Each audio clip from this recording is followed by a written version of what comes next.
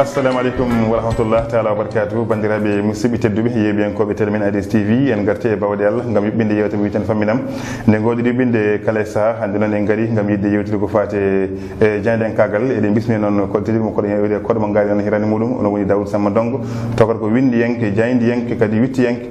kadi yimi yenke e sikki ala gummi tonta kayne ari ɗo en sikki ala haade min artude e yewtere nde dokkemo salmini renndo ngo inchallah taala garten Daoud Samba Ndongo silma colna renndo ngo eyyi mi salminimama ceerno Abdoulaye mi salmini renndo ngo mi salmini dendagal bandiraɓe yeeɓoɓe ndeɗo jaydi wiyetede ADS TV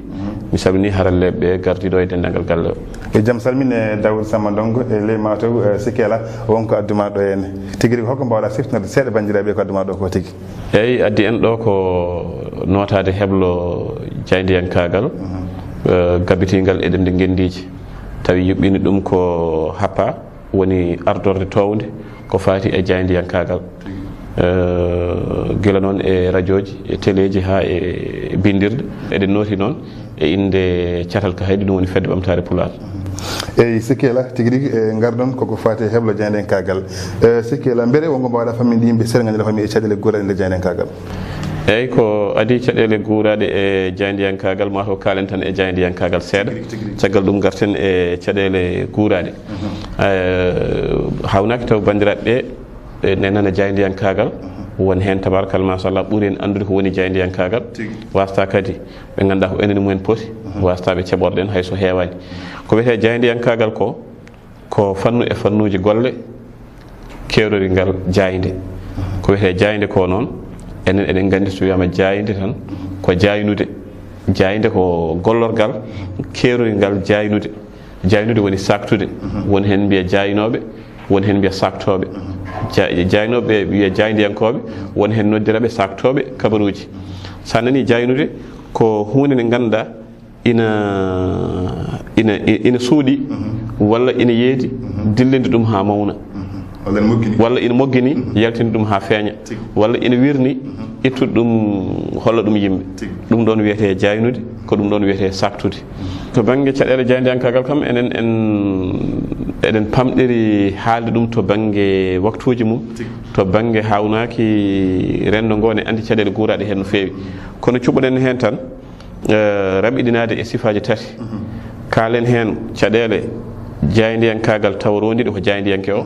kalen hen caɗele jaydiyankagal taw rondiɗe ko gollorgal ngal kalen hen caɗele jaydiyankagal taw rondiɗe ko rendo ngo gadorɗen jaydiyanke o enen e caɗele ɗe ɓurɗen teskade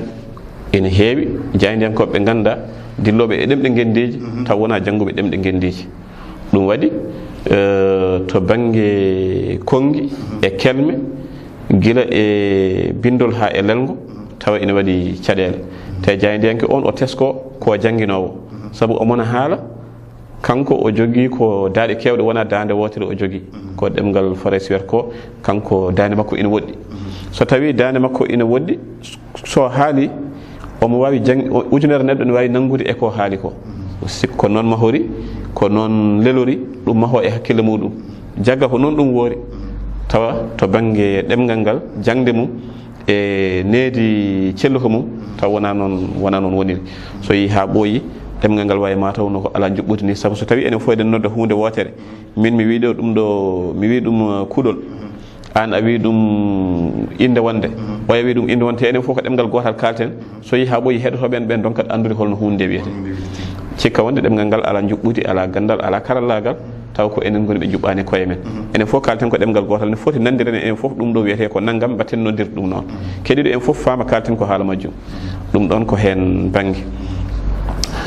banggue goɗɗo keddiɗo o ko to banggue jaydiyanke o ha joni